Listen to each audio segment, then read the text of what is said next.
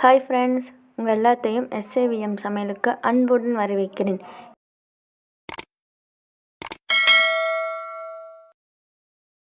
கடலை மிட்டாய் milk shake. என்ன ஒன்று, இந்த கடலை மிட்டாய் மில்க் ஷேக் நான் பண்ணலை, என்னோடய தாய் மாமா தான் இந்த கடலை மிட்டாய் மில்க் ஷேக் பண்ணாங்க. அவங்க என்னோட சூப்பராகவே சமைப்பாங்க. ஸோ அவங்களோட இந்த கடலை மிட்டாய் மில்க் ஷேக் எப்படி இருக்குன்னு பார்க்கலாம். ஹலோ ஃப்ரெண்ட்ஸ், இன்றைக்கி நாம் என்ன ரெசிபி செய்ய போகிறோம்னு பார்த்தோம்னா, நம்ம செய்ய போகிறது ஒரு ட்ரிங்க் ஐட்டம், கடலை மிட்டாய் மில்க் ஷேக். இதை ஒரு தடவை செஞ்சு பாருங்கள், செம்ம டேஸ்ட்டாக இருக்கும்.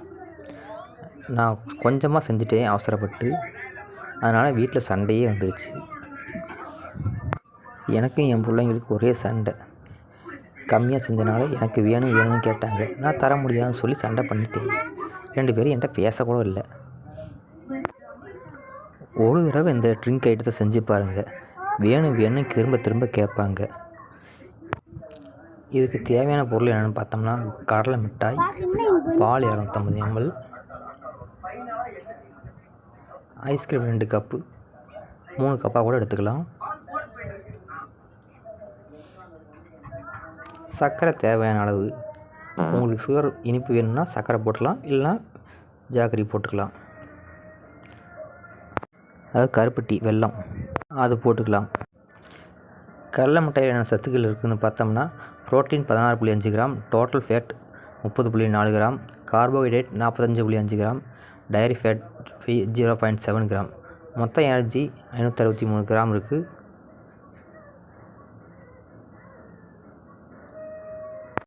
அடுத்ததாக எடுத்துருக்க பொருள் பால் 100 ml பாலில் சத்துக்கள் பார்த்தீங்கன்னா, கொழுப்பு 6 கிராம், புரதம் 3.4 கிராம், கார்போஹைட்ரேட் 4.9 கிராம், தாதுப்பு 740 மில்லிகிராம்,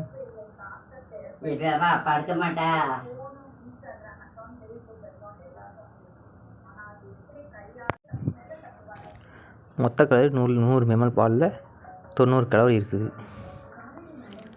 நான் ஆரஞ்சு பாக்கெட் எடுத்துருக்கிறேன். அதுதான் ஸ்வீட் செய்கிறதுக்கெலாம் ஏற்றது.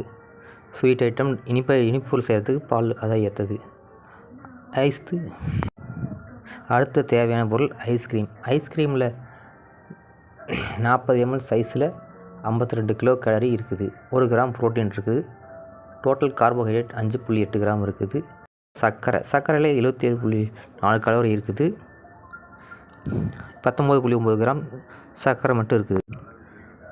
பாலை எடுத்து 250 ml மிக்ஸி ஜாரில் மிக்ஸி ஜாரை எடுத்து அதில் பால் 250 ml சேர்த்துக்கணும்.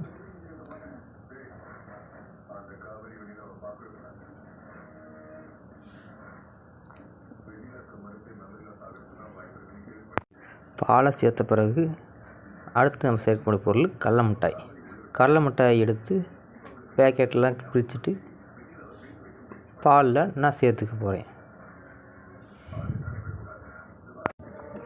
கடலை மிட்டாயை சேர்த்ததுக்கப்புறம் ஒரு 10லேருந்து 15 நிமிஷம் அதை அப்படியே விட்டுறலாம். கடலை மிட்டாய் கொஞ்சம் ஊறினா தான் மிக்சியில் அரைக்கிறதுக்கு நல்லாயிருக்கும். இல்லைன்னா ஜார் சீக்கிரம் போயிடும். கடலை மிட்டாய் கொஞ்சம் ஹார்டாக இருக்கிறனால ஜார் சீக்கிரம் போயிடும். அதுக்காக நான் கடலை மிட்டாய் கொஞ்சம் நேரம் ஊற வச்சு அரைச்சிக்கலாம். கடலை மிட்டாயை மிக்சியில் போட்டு ஒரு 3லேருந்து 5 நிமிஷம் வரைக்கும் அரைச்சிக்கலாம். கடலை மிட்டாய் நல்லா மையிற வரைக்கும் அரையணும். திப்பியாக இருக்கக்கூடாது. ஃபுல்லாக நைஸாக அரைச்சிடணும். அந்த திப்பிகள் இல்லாத அளவுக்கு பார்த்துக்கணும். தேவைன்னா நீங்கள் வடிகட்டி யூஸ் பண்ணிக்கி, கடலை மிட்டாய் அரைச்சதுக்கப்புறம் வடிகட்டிட்டு அப்புறம் யூஸ் பண்ணுறதுனாலும் பண்ணிக்கலாம், இல்லை அப்படியே யூஸ் பண்ணுறதுனாலும் பண்ணிக்கலாம். எந்த ஒரு பிரச்சனையும் இல்லை.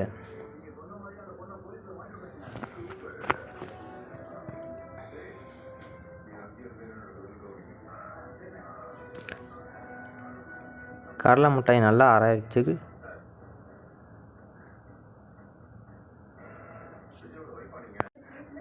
கடலை மிட்டாயை நம்ம அரைச்சி முடிச்சாச்சு. இப்போ அரைச்சி முடித்ததுக்கப்புறம் கடலை மிட்டாயில் இப்போ அடுத்து போடக்கூடிய பொருள் ஐஸ்கிரீம். நான் வாங்கி வச்சிருந்த 5 கப் ஐஸ்கிரீமில் 2 கப் ஐஸ்கிரீம் எடுத்து அதில் போட்டு அரைக்க போகிறோம். எதுக்கிட்ட 5 கப்புன்னு கேட்குறீங்களா? 5 கப்பு வந்து போடுறது யூஸ் பண்ணல. உங்களுக்கு தேவைன்னா எக்ஸ்ட்ரா கப்பு போட்டுக்கலாம். நான் 2 கப் மட்டும் தான் போட்டிருக்கேன்.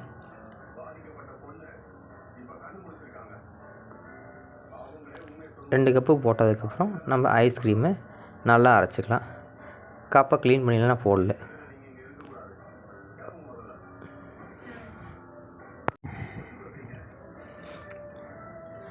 ஐஸ்கிரீமை சேர்த்ததுக்கப்புறம் மிக்ஸி ஜாரை நல்லா அரைன்னு அரைச்சிக்கலாம்.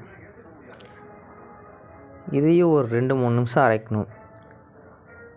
ஐஸ்கிரீம் 10 செகண்ட்லேயே கரைஞ்சிரும். அந்த 2-3 செகண்ட் அரைக்க அந்த நுரையாக கொலன்னு வரும். அப்போ தான் நல்லாயிருக்கும் சாப்பிட.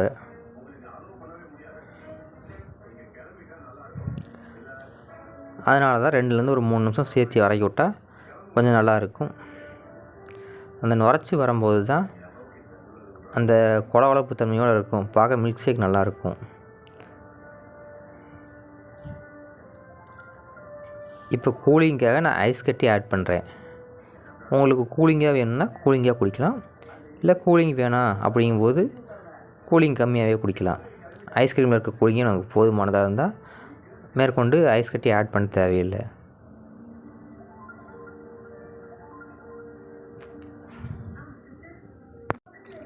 ஐஸ் கட்டி நல்லா கரையிற வரைக்கும் அரைச்சிக்குவோம்.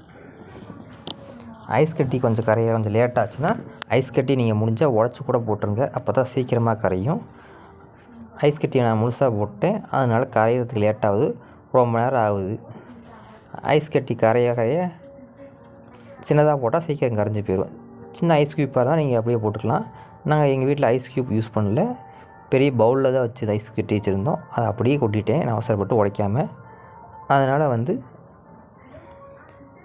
அது கரையிறதுக்கு ரொம்ப நேரம் ஆகுது.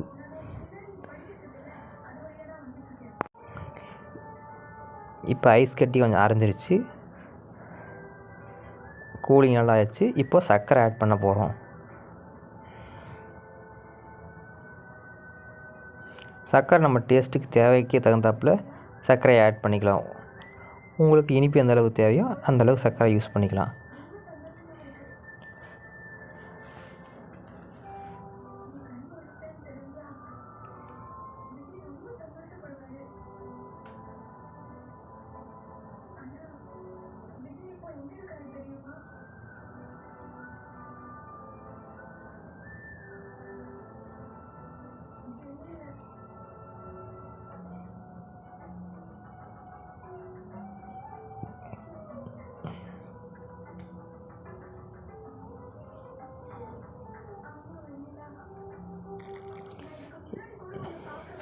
எனக்கு 3 ஸ்பூன் தேவைன்னா நான் 3 ஸ்பூன் ஆட் பண்ணிக்கிட்டேன்.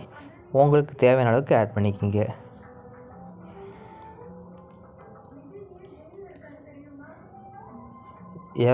ml பாலுக்கு 2 ஐஸ்கிரீம் 3 ஸ்பூன் சர்க்கரை போட்டால் கரெக்டாக இருக்கும். எனக்கு கரெக்டாக இருந்தது. உங்களுக்கு பத்தலைன்னா இன்னும் 2 ஸ்பூன்ஸ் கூட சேர்த்து போட்டுக்கலாம். அதிகமாக இருந்தால் கம்மியாக போட்டுக்கோங்க. சர்க்கரையை போட்டதுக்கப்புறம் சிறிது நேரம் அரைச்சோம்னா சர்க்கரை நல்லா மிக்ஸ்அப் ஆயிரும். அது கொலன்னு ஐஸ்கிரீமு ஐஸ் கட்டி எல்லாம் போட்டு கூலிங்காக ஜெல்லுன்னு கொலன்னு வரும். இப்போ மிக்ஸி ஆஃப் பண்ணிவிட்டு நம்ம அரைச்சதை பார்த்தோம்னா நல்லா நுரைச்சி கொலன்னு வந்திருக்குது. இப்போதைக்கு மில்க் ஷேக் ரெடி. நம்ம இப்போ குடிக்க போகலாம். நான் குழந்தைங்களுக்கு சின்ன டம்ளர் 2 எடுத்து அவங்களுக்கு அப்படியே ஆளுக்கு 1 டம்ளர் ஊற்றி கொடுத்துட்டேன்.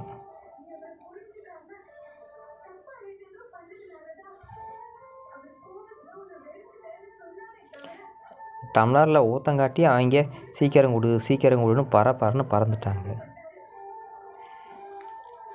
இருங்க நான் தர்றேன்னு சொல்லிவிட்டு ஆளுக்கு 1 டம்ளர் ஊற்றி கொடுத்தேன்.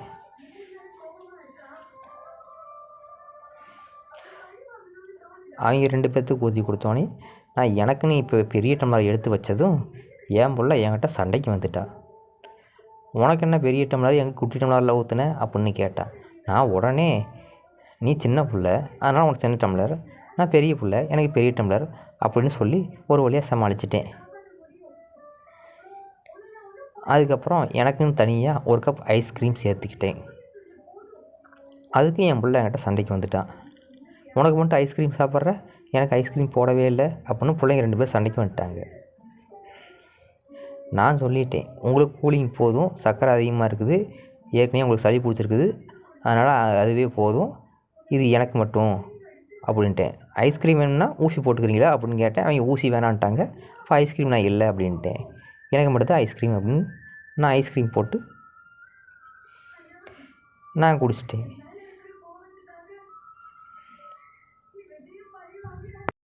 எங்கள் மாமா பண்ண கடலை மிட்டாய் மில்க் ஷேக் எப்படி இருக்குன்னு மறக்காமல் கமெண்டில் சொல்லிட்டு போங்க. அப்படியே இந்த வீடியோவை பார்க்குறவங்க எல்லோரும் ஒரு லைக் ஒன்று பண்ணிடுங்க. தேங்க்யூ ஃபார் வாட்சிங்.